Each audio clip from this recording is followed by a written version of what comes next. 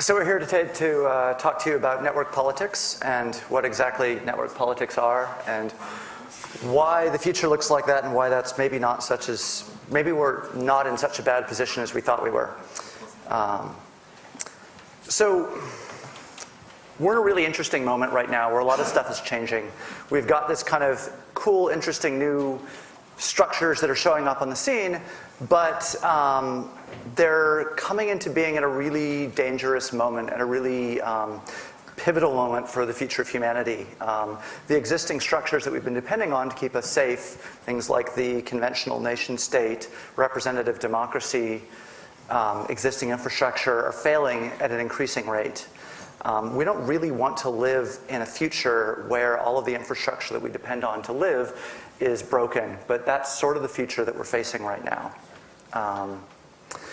We need a different way of organizing, a different structure that can actually bring us out of that. But the good news is that due to the internet, which we all love, we've actually learned a lot of really interesting methods of collective organization that, although maybe from a strict point of view they were possible 200, 300 years ago, the access to information, the speed at which things happen have quite potently over the last couple of years shown us that we know what we're doing when it comes to getting people together. There are some problems with network politics, though.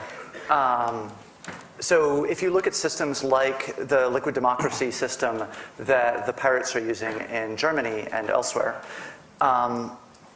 it does a lot of things very well. However, it has a few trade-offs that it's decided to make. The liquid democracy system, in case anyone here isn't, show of hands, who's familiar with liquid democracy? Oh, good. Okay, so it's about half. I'll explain a little bit. Liquid democracy is a delegated voting system where instead of voting in a representative, everyone votes on every issue. Now, to keep this from taking up all of everyone's free time, instead you can delegate someone to say, I trust this guy's opinion on, say, medicine. I trust this guy's opinion on legal issues. I trust her opinion on the power system. And you can delegate your votes to those people. Now, if at any point they make a decision that you don't like, they can pull that vote back. Anybody can propose a potential new legislation. There's lots of different checks and balances to make this work, so you can't just spam the system. The problem is that one of the things that is required, given that this is a mostly electronic system, in the current implementation, all of the votes have to be public. This brings up a really unfortunate trade-off. The system, as it stands, does not allow people with minority opinions to express those opinions on a politically important issue. Now, right now this doesn't really matter too much because the pirates aren't doing anything which has real, serious, individual political consequences of an immediate nature for the people who are voting. But if you think about, say, trying to pass gay rights legislation in Uganda right now, using something like liquid democracy, if you are the person who proposes that legislation, or you're even just a person who votes for it, then maybe you get an angry mob showing up outside of your house and they want to kill you. That's not so great. The problem is that the reason why they use public votes, the reason why all of this happens in the open, is because in an electronic voting system, they don't have another way of verifying that the system isn't being corrupted. So you're in this really difficult position where you can either try and build a system that supports unlinkability, try and build a system that doesn't allow a third actor to figure out how someone's voting, to figure out someone's political opinions, or you can build a system that doesn't allow for corruption. So death to the minorities or corruption for the majorities. That's the choice right now. And actually this choice isn't just about liquid feedback or liquid democracy, but any electronic voting system. And generally the problem is that you cannot both verify that everybody voted only once and that they voted for what was actually counted in their in their vote while still maintaining anonymity. In fact, it's not even possible to do it on paper. The only reason why we kind of accept it on paper is that it is Byzantine enough, it is complicated enough that, practically speaking, it kind of works out. There are examples of voter fraud, and those voter fraud examples come from the fact that they're trying to build a paper-based system which has verifiability and unlinkability, and frankly, it's just not possible so far. There might be a solution, and that comes from a mathematical thing, and this is why we all love crypto, that there's been a lot of examples recently with append-only data structures, where instead of maintaining some kind of list of votes as one usually did, then you create a list of cryptographic hashes which refer backwards in time, and anybody who has access to the data structure can prove each point. So there seems to be some kind of possibility there, and one of the issues is that append-only data structures, they've been around a long time, but nobody's really spent a lot of time categorizing them, figuring out how they work yet. So that's kind of something that's new and possible. But if we talk a bit more about concepts like liquid feedback. This is, one of the things. This is maybe a bit my fault for not being explicit enough a couple of years ago. But liquid feedback as a system, it is really obscure. It's written in an obscure language. It's undocumented, mostly. What documentation exists is in the form of comments in German in the source code. And it is incredibly hard to use, even for those who have been given explicit training. Now, this is kind of bad enough as it stands, but then you have a digital democracy divide that kind of comes on top of it. And that comes from the fact that when you're using a digital-only system, anybody who doesn't have access to the internet or doesn't have access to computers or doesn't know how to use them is more or less excluded. They don't get to participate. On top of that, we have the problem that comes up in any democratic system and has kind of been pushed aside economically by the existence of representatives over the years, by the dictatorship of free cycles, which is basically that people who have time to solve problems are normally not people who have real problems. Whereas the people who have real problems are too busy trying to solve their problems to actually be able to solve them generally, and therefore you have a lot of weird stuff. And that comes down to a fundamental bandwidth limitation. We have lots of people, but each individual person doesn't have a lot of time. And whether they choose to use their hours after work on, say, clicking through some kind of vote system, or delegating their votes to people, or trying to write a new law proposal, or just kind of hang out with their family, or maybe go on vacation. Most people kind of choose the latter because it is kind of more fun. And that's okay. We just have to acknowledge that there are bandwidth limitations, and we need to try and design systems around them. One of the other problems is that liquid democracy, being a system which basically favors people who can show up and write well. We confuse written fluency with having new ideas or having good ideas. It turns out that there's actually very little relationship between the two.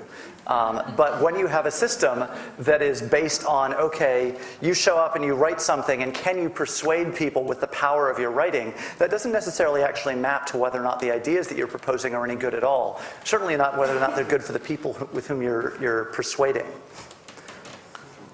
So, but on another level, technical issues aside, one of the problems that applies to liquid feedback and also to other direct or participatory democracy systems that we've seen pop up over the last couple of years is that they generally try to solve a process problem without there being any encoded understanding of how these actual processes work in reality. And normally this comes from a certain kind of technological purism standpoint, that somebody can sit down and graph out out the exact parameters of how a perfect democracy might actually work, and then you add people into the mix and suddenly everything breaks down. And this is fair, but the thing that any such system needs to be able to do is to take the existing systems. For instance, when we do meetings, we normally go by Robert's Rules of Order. I've not yet seen any meeting management system that actually understands Robert's Rules of Order. Again, with democracy systems, parliaments everywhere in the world have rules of procedure. These are kind of built up over a long time and normally encapsulate a kind of pretty good way of making things work when you have lots of people who are kind of paid to disagree with each other. And if we manage to capture these processes as they are in the software, then we're definitely going to be going in the right direction. Another problem that kind of comes up is that politics is not about getting people together to identify problems or debate about problems. It is fundamentally about getting people to make decisions. And most of the software that we've seen so far actually doesn't really know much about, doesn't really capture very well what decisions have been made and how that institutionalization of the ideas that have been decided upon by a polity are actually going to be carried forward into the future. So one of the real problems that this basically boils down to, geeks like math problems. Geeks really like math problems. We're really fond of saying, hey, this is a human, hey, let's make a math problem. Let's totally solve the math problem. We build systems which are not actually trying to solve the problems that we have. We have a human problem about how we decide on resource allocation, and we convert it into a proof of Arrow's theorem of undecidability of voting structures. This is not where we need to be going, people. But then again, there's all sorts of other human-created fallacies or problems in this kind of system. One of them is that you know that guy in the parliament who keeps wasting everybody's bandwidth by introducing the same proposal every year. And everybody throws it out, but it takes up a bit of time in the process, and kind of people are a bit annoyed by it. Mostly this is a denial of service attack on democracy. But at the same time, sometimes this has been used in a beneficial way. William Wilberforce in the early 1800s managed to slowly erode the concept of that slave trading was fine in England by proposing every single year for 7 years that slave trade be abolished. Eventually, slave trade was abolished by a completely different method and had nothing to do with it. But, it was a kind of Overton window shifting process that kind of had to happen. And so at the same time, we could either design a system that would make this kind of denial of service attack impossible, therefore precluding this kind of activity, or we accept the fact that maybe sometimes there's a reason for it. So we've been talking a certain amount so far about the structure of decision systems. I want to shift out a little bit more to talk about the politics that we implement with those decision systems. The information politics movement, which is the pirate parties and a lot of other kind of related things, it's probably a lot of people here who do activism, really needs to not end up as another Green Party. The Green parties basically said, hey, we care about sustainability, that's awesome. Oh, there's all this other stuff. We'll be sustainability plus social democracy. We need to actually take a look at the principles that we care about and say, okay, let's start from zero. Let's build out a complete politics. Let's actually have a vision of the world that we want to live in, which isn't just, today and our existing standard of living without all this nasty privacy and censorship stuff, right? We care about privacy and censorship and copyright, but most people don't. This is not a majority opinion. Just like with green politics, that's going to mean that unless we manage to figure out how to make information politics matter, how to pitch it in the grand scheme of things, things like privacy and censorship and copyright are going to stop being about let's restructure society so we're doing the right thing, and are going to start being about, well, let's just maintain the status quo because it's totally fine that we have all these big companies and they own the internet and all that. Let's just try and get them to stop doing this little thing, you know? And the fact that there are children starving in the street everywhere, well, you know, that's just tough luck. So one of the things which information politics tells us, one of the things that this change in structures informs us about the world is that we have agency, that we get to actually go out there and do things and change things. You know, we don't have to wait for the existing structures to give us permission to act. When we break down an institution, there are two things that happen in an institution. There is the process that institution happens to take to implement whatever it's doing, and then there's the substance of the actual work. When we break down an institution into something that looks more like a network, we distinguish between those two. We can go do the substance, and the process can be changed for whatever actually matters. You know, this is the, okay, let's just go do the thing in the way that works. One of the issues that this brings up is that we don't get to do this in a vacuum. We still have to interact with some of those institutions. Hurricane Sandy in New York was a really interesting example of this. Right after the hurricane came through, in fact, you know, while the wind was still blowing and the rain was still coming down, a bunch of the folks from the local occupations got together and said, well, you know what? We know how to mobilize. We're just going to go start serving some food because it's the right thing to do. And, you know, within, I think it was something like within 24 hours, they'd served 20,000 hot meals. It took the Red Cross weeks to show up. Now, one of the problems was that the Red Cross and, you know, the National Guard and the Federal Emergency Management Agency and New York Police Department and all these other folks don't really know how to deal with a network. They have no idea what that thing is, how you interact with it. One of the most interesting things which did happen during the whole Occupy Sandy kind of timeline was there was at least one instance where the Sandy folks were like, okay, well, let's hold a town meeting. Let's do this thing that we normally do when we have, you know, a bunch of people from different groups that need to interact.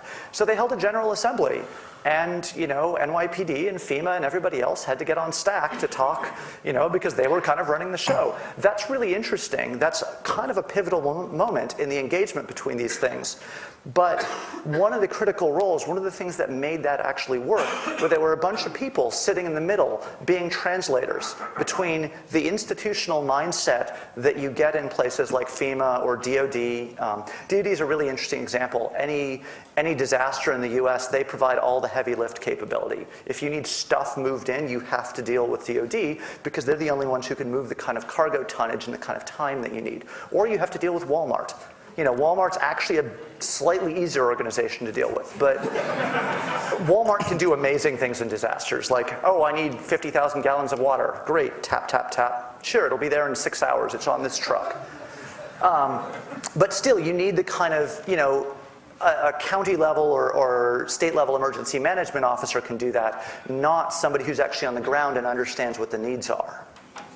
So about 2 years ago now, we did a little bit of an experiment while the Icelandic constitution was being rewritten.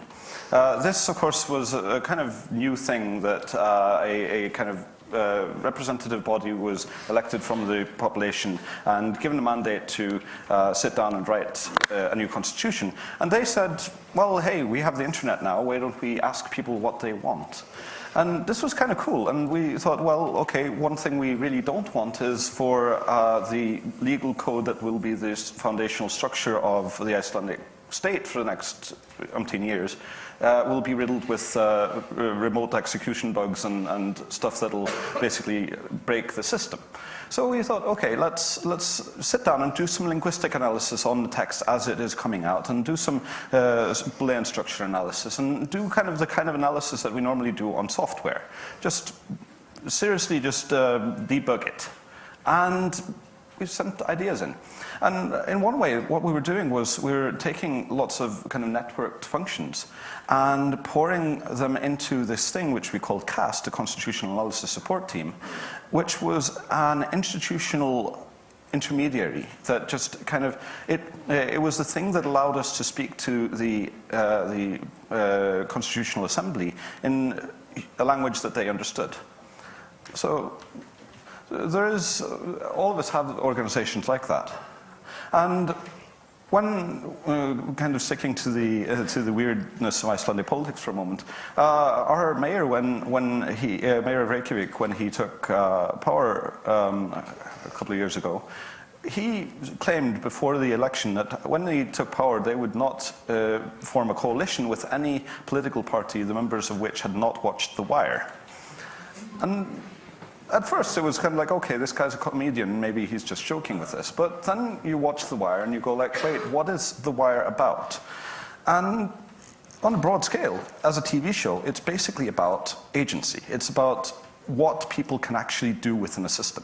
So when you're the mayor of a city or a prime minister of a country or a citizen in your home, you know, there are limitations to what you can actually achieve. And if we take the union of what each and every one of us can achieve, that defines the realm of what is possible within the state. So when a lot of what we're trying to do on our day-to-day basis is try to figure out the structure of our available agency and how to navigate through it. And this shouldn't come as a surprise to anybody. You all do this on a daily basis, but somehow we haven't really captured any methods for actually tweaking this and expanding agency yet. So there comes this crazy idea of protocolization, where in society we have lots of explicit power structures and we have lots of implicit power structures. And sometimes the implicit ones are kind of undermining the explicit ones and vice versa. But we have this nice thing in complexity theory and formal languages that it basically says that every automata, every machine of any description is equivalent to some kind of language. And this is pretty cool when we realize that things like the central bank and the tax office are actually just institutions which take inputs and give outputs. They are machines, they are automata. And what does that mean for us? Well, that means that we can actually figure out what kind of language they're speaking. And once we've done that, we can replace those institutions with peer-to-peer communications protocols. Right? You can't actually do this to every organization or every institution because some of them actually have a much deeper role. And there's one of the cool things about complexity theory is that we have complexity. Some institutions might actually be regular languages, some might be context-free. But you know, when we have Turing machine organizations, we're probably not going to replace them with anything except a weird communications protocol, and it'll probably break down pretty quickly. So what do we do in the meantime? So one of the issues with protocolization, it can do a lot, but there are limits to what we can do because there are things that are in institutions which aren't just like, oh, we go through and we execute these business rules in order and an output comes out. The process of protocolization is very useful because it says, okay, instead of having this explicit big institution that is the control structure for society, we get to evolve and emerge a control structure that we all have some kind of agency to interact with, to patch, to change over time, because there isn't this separate institutional entity that is that exists to keep itself alive. You know, the first thing that a nation state cares about doing is is not the survival and safety and well-being of its inhabitants, it's the continuity of the nation state. You know, this is why there's this distinction between what we think about as what national security should be and what nation states seem to think national security is, which is about them, not us. But the problem with just doing the shift entirely to protocols, even though it gives us control, is that it misses institutional memory. It misses the things that an institution knows because there is continuity of the actors involved. Did we cover network memory here? Just carry on. Yeah. So, there are all of these things that oh, how do we actually make this process work? I have to send this form here, but I know it'll actually time out, so it actually needs to go by this alternate route. Some of this stuff is just bugs that can be encoded, but some of it is also, well, how do I frame this specific interaction? How do I talk to so-and-so? How do I make this work? How do we actually keep things moving? So you might have seen this picture of, or the story about the monkeys and the ladder and the banana up on top of the ladder. And in that example, basically, every time a monkey goes up to fetch the banana, water is sprayed over all of the other monkeys. And over time, the monkeys decide that anytime anybody tries to go up the ladder, they just beat him up. So the researchers who, according to the story, I haven't actually seen whether it's a true one or not, but it's a good example. They slowly replaced some of the monkeys with monkeys who had never actually been through the water process.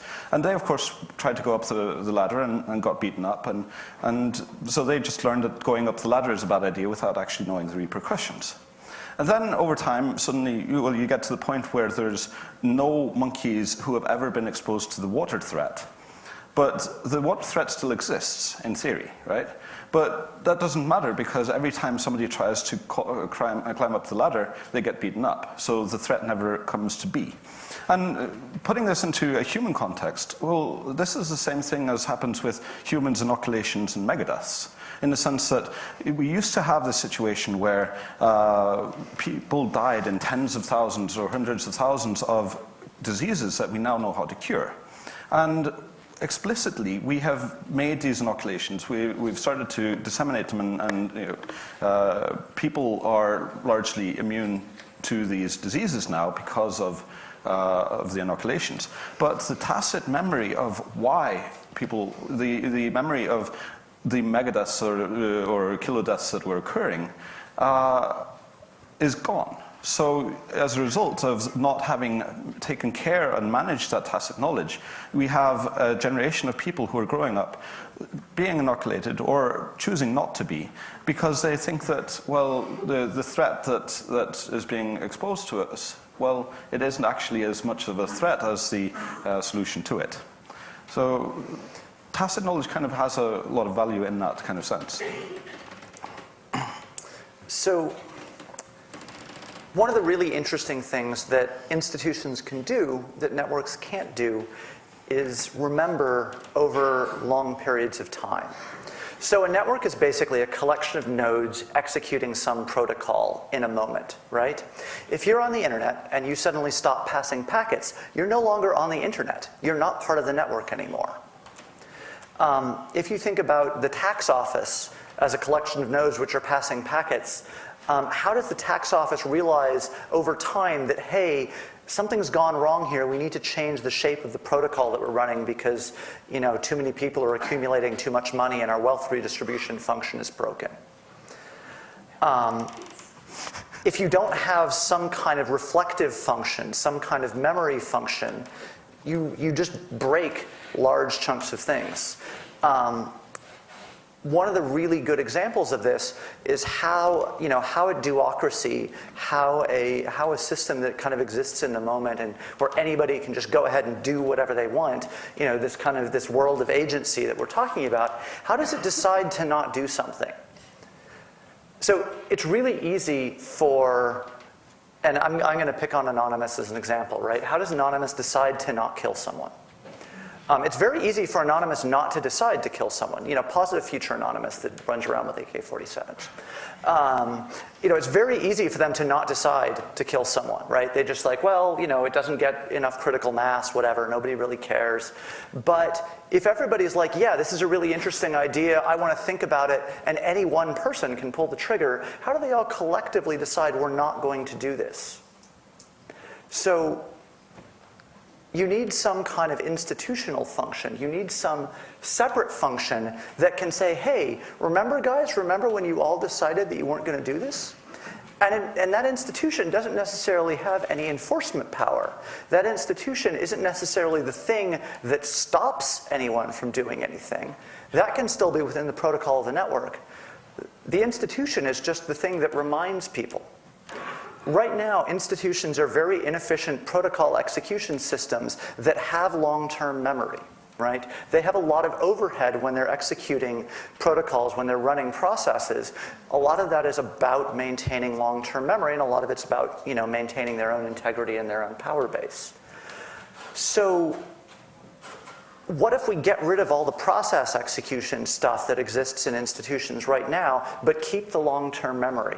What if we build institutional structures that are sort of the complement of the network, instead of trying to do all the things that the network does badly, plus this other stuff that only they can do?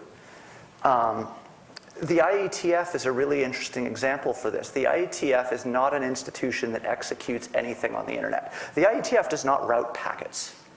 What the IETF does is it serves as a point of memory for, hey, this works, this doesn't work, this is broken, we need to fix this, this is the long-term process, this is the standardization of this protocol. It is an institution filling a long-term but non-executive role in a purely networked context. So kind of the weird bringing this back into real everyday politics example of this is, what do we do about environmentalism? Right? A lot of people recognize that there's a problem with the environment now, but the institutional role hasn't really been fulfilled because people are a bit afraid of it. And at the same time, the network has no ability to stop polluting. There's no enforcement mechanism. So in thinking about this, we decided that there's a few kind of open problems that need to be addressed if we're going to make network politics in any way meaningful. And by any way meaningful, I mean get it out of this kind of point where we're stuck saying, well, yeah, you know, we really don't like people violating our privacy and enforcing intellectual monopoly rights on us, but you know, we also care about healthcare and education and all these other things. So the first one is just mapping the complexity classes and executive processes of institution. This is where we figure out whether the tax office is an NP-complete system or not. And figuring out the executive process is just sitting down and making a diagram. People have been doing this at the Open Knowledge Foundation for how copyright actually works. But copyright's kind of pretty straightforward. Let's do it for how a school works or how an insurance system works. Or central bank, right? The second thing is we need to figure out how we actually describe these in a protocolized way to each other. So how do we write the protocols? How do we set the conversations in motion? And then we need to solve a very interesting problem with regard to anonymous cryptocurrencies. Everybody kind of, you know, thinks that Bitcoin might be a good idea, or it might not be a good idea, or there's flaws in its implementation. But none of that actually matters, because if everybody were to start using Bitcoin in Hamburg today, then suddenly Hamburg's ability to tax people disappears. And that really means the downfall of any welfare systems or road maintenance or anything else that we societally care about. And as a result, we need to figure out either how are we going to do this in a collectivized mutualist way, or how are we going to build collectivized taxation systems that are capable of compelling people to participate in this social function. And until somebody figures that out, we should just consider things like Bitcoin to be harmful, even if they are trying to achieve goals that we more or less agree with, right? The fourth thing is that we need to figure out better tools for network institution interaction. So figure out how we get institutions to understand what networks are saying, and vice versa. Basically, we need a translation layer that doesn't have to be in the form of something like the Constitutional Analysis Support Team or a bunch of volunteers at a Occupy Sandy meeting. We need to figure out that translation. And then network jurisprudence. First off, how do we enforce laws, and how do we decide not to enforce laws in a networked environment? Do we just accept that everything is Wild West and bounty hunters are okay? Or do we decide, well, no, we need to accept that there are limitations to where we're actually going to take actions against people who violate our protocols and our social contracts.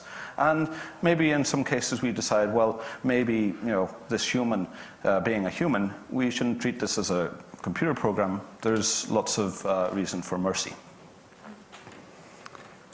So we've come a long way really, really quickly. You know, if you look at where, where all of these ideas around non-representational democracy and stuff were 10 years ago, the answer is pretty obvious. They weren't anywhere, or they were, just starting to be a kernel in a few people's heads. We've built some really interesting systems.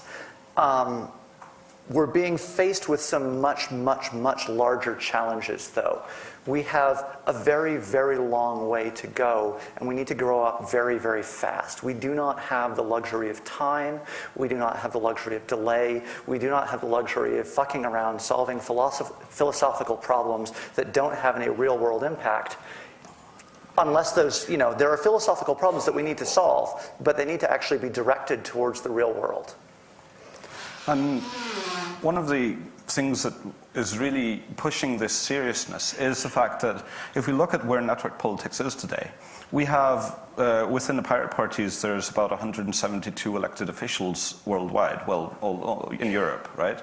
The idea of organizations, whether it's, IATF or, them being subverted by something like the Internet Governance Forum and so on, there's all these different things that are kind of bringing network politics into the forefront. And the more information technology becomes the core of our everyday lives, the ideological influence of what is the network is growing.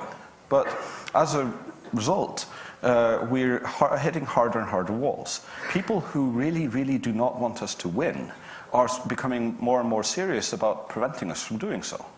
And if we don't figure out the solutions really quickly and figure out how to protocolize things and also figure out the deployment pathway for those protocolizations and more or less just figure out how we're going to deal with things such as tacit knowledge and explicit authority and implicit authority in a sensible networked environment, then there is the chance that the blowback from us trying to do this now in our kind of slow, meandering pace is going to be so hard that we get knocked on our asses and we have a digital dark age.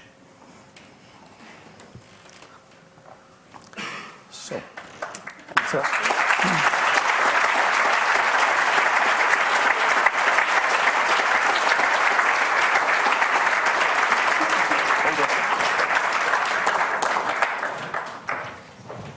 Okay, thank you very much. If you have any questions, go to a microphone, and please, if you ask a question, we're not terribly interested who you are, why you're here, how grateful you are. Just ask your question brief and shortly, otherwise we'll cut you off. So. The gentleman on the left first. Hi. First, thanks for the great talk.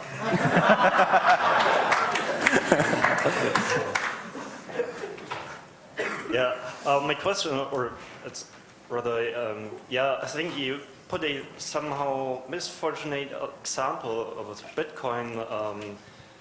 If we all decide to only do our payments in Bitcoin right now, I think it doesn't change anything in whether... How do you pay for roads? How do you stop someone who has a lot of money from saying, oh, I'm only going to pay a little bit for roads? Everybody else will pick up the slack. Yeah, so let me get to the point. It's still my own decision whether I pay taxes or evade taxes. No. It's just the only practical difference is the semantics about how taxes are enforced. No. Because we could also pay taxes in Bitcoin. Oh no, but the fact is that the state has lots of mechanisms for knowing how much you are earning. The tax enforcement system basically forces everybody to comply with this idea of socialized taxation at pain of going to prison. And when you have anonymous transactions that basically there's no really sensible way to show how much you actually own and how much you actually got, then suddenly the ability to enforce that in a practical way just disappears. And we want to keep the anonymity functions. We don't want to throw those out. Yeah. So we need a way to prove how much you earn and make you pay taxes on that without actually revealing the information. I'm just wondering about how is it different than now when I'm paying in cash, because in Germany it's pretty usual that you pay things in cash. I go to a coffee shop and pay in cash and still they pay taxes. So where's the difference? If they pay in Bitcoin, they could pay taxes as well. And So even if they accept some foreign currency like it's US true dollars. to an extent, but it falls down very quickly, because if the government notices that you don't pay taxes for a certain amount of time, then they will come and ask you why. And for example, for a coffee shop, they'll say, well, okay, you know, you don't seem like you're keeping adequate records, so we're going to estimate based on how much, say, your milk supply or how much milk they claim they sold you, and we'll just assume based on your prices that you made this much money and you owe this much tax. And it's up for you to prove to us that you don't owe this much tax, or we'll throw you in jail. Yeah. So that's where you lose all of the anonymity of the transactions, because you're eventually forced to reveal everything. Now, if we want to keep the anonymity, we need to provide structures that let people have privacy and anonymity of transactions, even though they're electronic, but allow for not necessarily the state, but geographically bounded infrastructural collectives to compel people to pay taxes. Yeah, but what if that is even easier? Shall we move with on to the next something question? like- yeah, we should do it later. We can talk about this later. Yes. Gentleman on the right. Hi. I'd like to put to you a criticism that was made by Adam Curtis about the Occupy movement. And what he said was that really the similar sort of problem that you described around institutions seeking to defend their own power base and integrity, networks do a similar sort of thing. And what he was saying was that people in the Occupy movement weren't arguing about how to go about bringing around global equality. They were arguing about who was the most anarchic. And really, that within networks, there is this sort of individual. I'd like to ask Adam Curtis if he ever spent a night in a camp. Oh, he did. Oh, no, well, is this the same Adam Curtis who's claimed that Ayn Rand invented the internet? I'm not quite sure that's what he was saying. No, well, but okay, the point is, yes, okay, there are problems with the structure of Occupy, sure. But We're not proposing that as a model for the future. No, not at all. It's a very interesting example of some of these types of structure playing out in the real world. It has, like, the whole General Assembly thing, yeah, fuck the GA. Like, seriously. This is not a model that we want to build on, but it's a model that tells us a lot of things.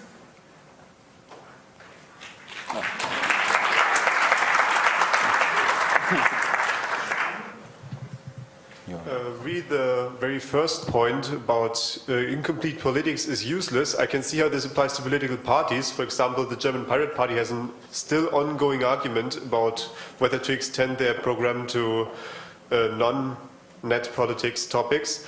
But as it sounded in the talk, this shines a bad light on political movements on a small scale, like, for example, the transparency law in Hamburg. This is a very concentrated political affair, and when I want to do a transparency law, I don't sit down and create my big political vision of social security systems. Absolutely. Sure. So the issue there is not necessarily about your political party or your group of political activists focusing on every issue. Sure, if your interest is privacy, then having an agriculture platform doesn't really make a lot of sense. But on the other hand, you need to have a sufficiently complete philosophical understanding of why your ideas make sense and how they are coherent and how they encompass things such as agriculture. Otherwise, your privacy arguments are going to fall flat. I see a lot of what you're proposing is the value and potential of networks and how we can rethink democracy and institutions. However, I'm curious about a couple things, one of which is, in his conceptualization of networks, Manuel Castells also outlines different types of power, and this power includes the power of to control informations and participants on the networks, the ability to define the normative standards or essentially the protocols of a network, the power of one node over another, as well as the power to build networks. So I'm wondering, with the reality that when you have a network of different nodes, the relationship between nodes will still have coercive power. What are you proposing to disrupt the current concentrations of capital and power that are the most, really the central problems of today's attempts at democracy? So I think the best way to deal with situations like that is not, I mean, look, the traditional answer from the left is, well, let's have a revolution and then purge everybody with any money. That hasn't really worked out so well for the 20th century. So maybe instead what we do is we build alternate structures. And we just kind of say, okay, well, we're just going to go build this thing over here. And yeah, it's a much better way to run things, and it can just sort of infect into the world. And then eventually, hopefully in 10 or 20 years, everybody sort of looks up and says, oh, we still have nation states. That's so cute. So this is kind of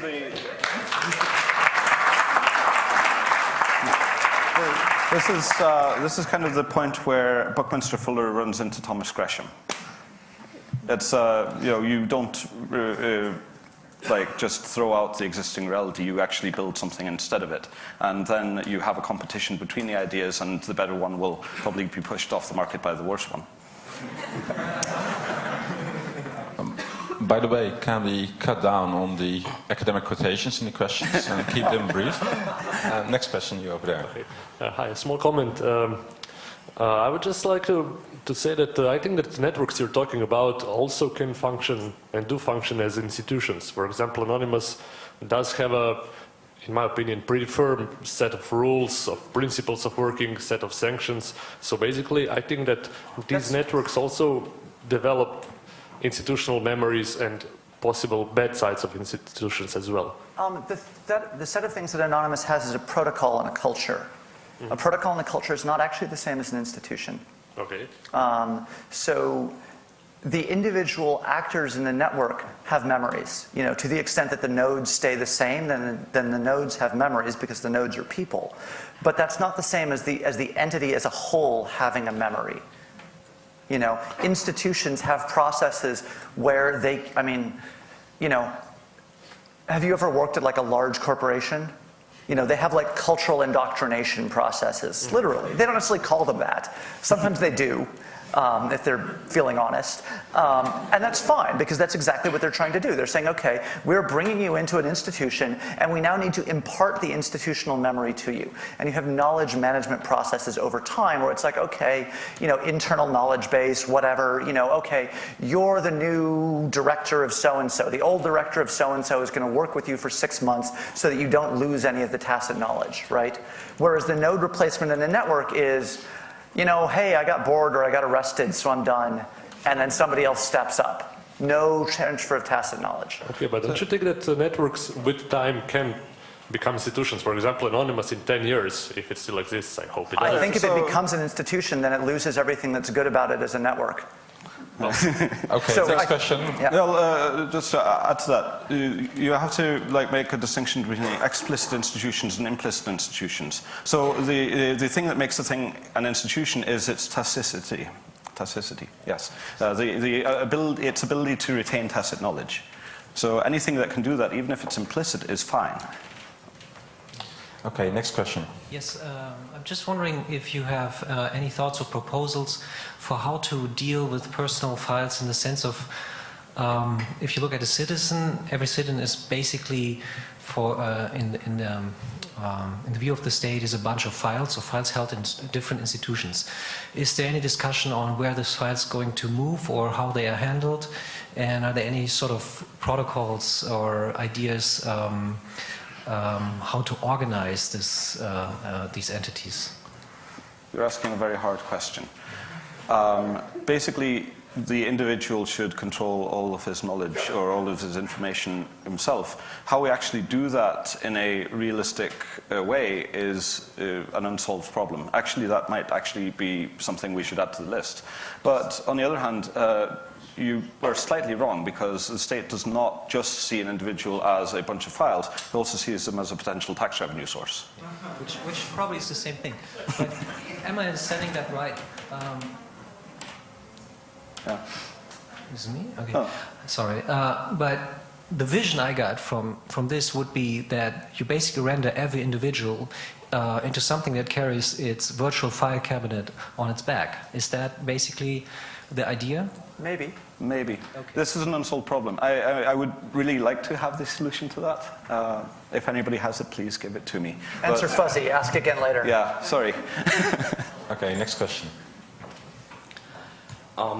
You used the word called implicit, and I liked it very much, because I personally see a perfect servant for me is someone who serves me without asking too many questions what I like, and he preempts my wishes, actually. And in this organization building of communities, you mentioned the Occupy movement, there's much focus on process of redesigning a process of making decisions, of collective decision making. But in reality, I think democracy is more about how to bring the state in line with me as a citizen and use whatever tools for that possible. So how do you see this fetish of decision making and we as a group and organization building? The liquid democracy model is really good. The thing that it needs is, well, first off, we need to solve the anonymity problem. So putting effort into the figuring out how to have anonymity or unlinkability and verifiability simultaneously is really kind of fucking important. But then we also need to figure out, like, how do we work? You know, how do we decide things? If we decide that we're going to go have a beer, what is the actual process from us, you know, coming together and us deciding that? That process needs to be mapped out and actually made pretty explicit.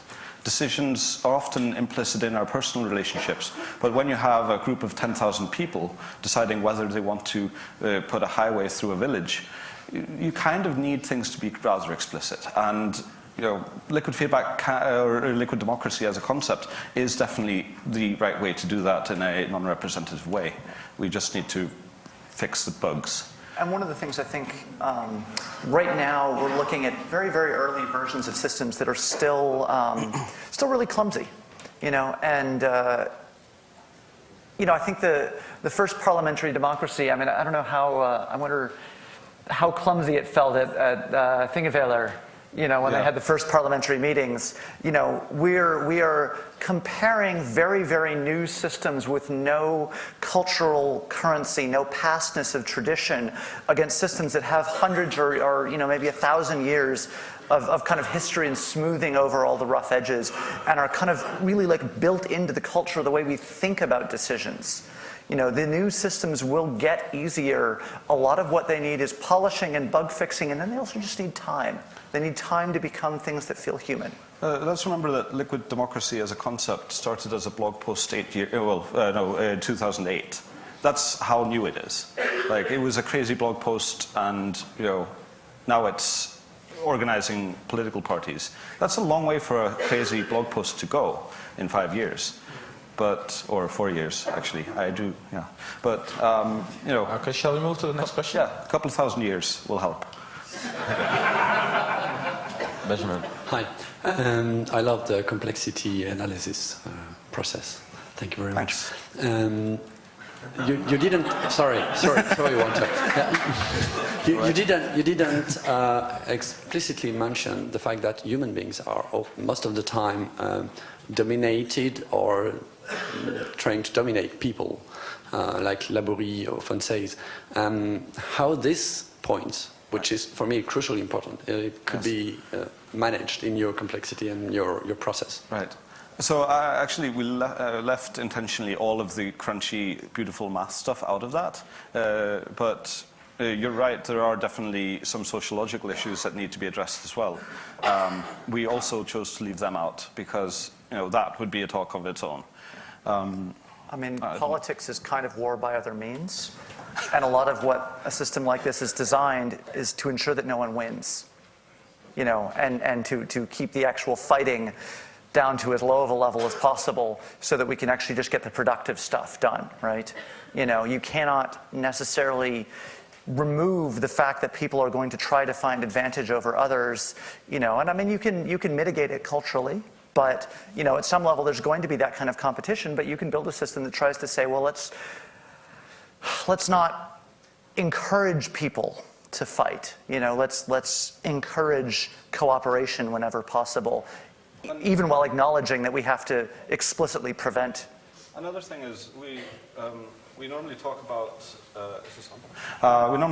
the fact that you know, societies are all this endless competition, but and that's kind of this weird social Darwinism that we decided was okay.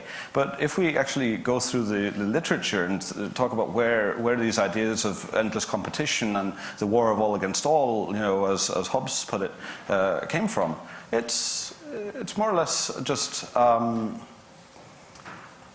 It's not true. It doesn't work like that. Societies are massive collaboratories. We collaborate a lot. We survive through mutual aid and mutual suffrage. So helping each other out, it does happen. Otherwise, we wouldn't be coming to things like this. Okay, thank you.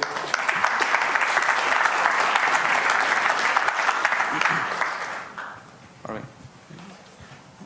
Hi. So the thing about all these social structures that we're talking about is that they're all based on trust between human beings. That's the most basic rule. And if you want to talk about it in the world of mathematics, that means that you have to have some sort of axiom that you base your, all your work upon. So the existing social structures actually have some pretty good, they're not perfect, but some pretty good ideas of how to deal with issues of trust between people, about people that want to go against the structure of society. How do you see those ideas working in a network as opposed to how they work today in centralized institutions? Yeah. So yes, trust. We talk about trust all the time. Crypto is basically a method of conceptualizing and managing trust to a very large degree. And frankly, humans have not really become very good at that. That's one of the kind of shortcomings of our evolutionary process to date is, we kind of have very weird, vague feelings about how we trust each other, but we don't know what they're about. We're really good at understanding trust when it's on the scale of people we can punch. And once it gets beyond, like, you're close enough that I can see you, and you're like one of, maybe a couple hundred people, we still think we understand trust because all of the same kind of machinery works in our head, but it's not actually hooked up to anything. We look at networks. We talk about networks all the time, but if we look at the evolution of human language, it has never been developed with the kind of conceptual vocabulary to actually talk about networks. The only networks we had 200 years ago only descriptions we did of networks 200 years ago was describing how we were related to each other and why, for that reason, we shouldn't be copulating. That was the extent of our network topology discourse. So. Hi. So I hope I'm not going to mix apples and oranges with what I want to ask, but so intuitively I just feel like law or policy is only as good as the power behind it to the influence, the actual raw power there is to implement the thing. So if your network decides to no longer comply with, for example, the United States' desires to have a certain kind of copyright law in your country, all of a sudden you're faced with a huge network of countries who are, even if neutral on the topic, somehow obliged to comply with something against your interests. So how do you create raw power to actually implement the decisions your networks take? So that's the question. That's not really something we can sit down and come up with. There's no way of saying authority will be here. Well, the best we can do is try to codify our will and try to explain our will to each other and try to understand collectively what we want, and then take that and put it into some kind of vessel of us enforcing it. And of course, most countries have laws that are several hundred years old. The oldest law in effect in Iceland is currently from 1263, if I recall correctly. And the enforcement of that law just is fairly lax, right? It is law, it's equal to every other law, but nobody just cares, right? So people caring about things and people actually having will and ingraining that will and enforcing that will is what makes a polity work. So yes, and then there are the barbarians from without who also sometimes exert power over us. Not a lot we can do about that except maybe raise an army and burn down a village. I think one of the things there is basically saying, well, let's go build systems in practice on stuff that doesn't get us beaten up and get enough of a power base there that when we do finally decide to make a decision that annoys people, they can't really do anything about it.